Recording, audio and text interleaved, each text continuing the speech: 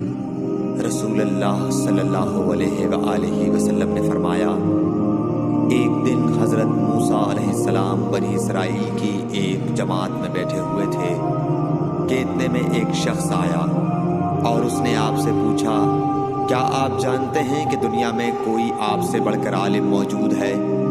حضرت موسیٰ علیہ السلام نے فرمایا، نہیں۔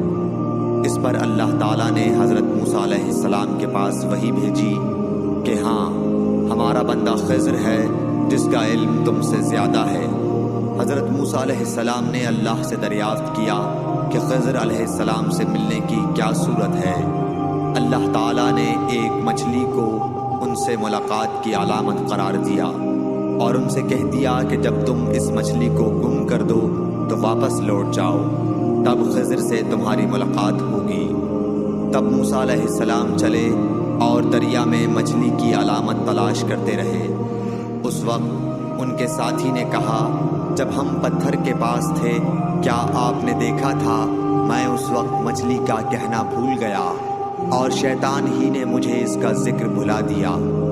موسیٰ علیہ السلام نے کہا، اسی مقام کی ہمیں تلاش تھی۔ تب وہ اپنے نشانات قدم پر پچھلے پاؤں باتیں کرتے ہوئے لوٹے۔ وہاں انہوں نے خضر علیہ السلام کو پایا۔ پھر ان کا وہی قصہ ہے جو اللہ نے اپنی کتاب قرآن میں بیان کیا ہے۔ صحیح بخاری حدیث نمبر 74۔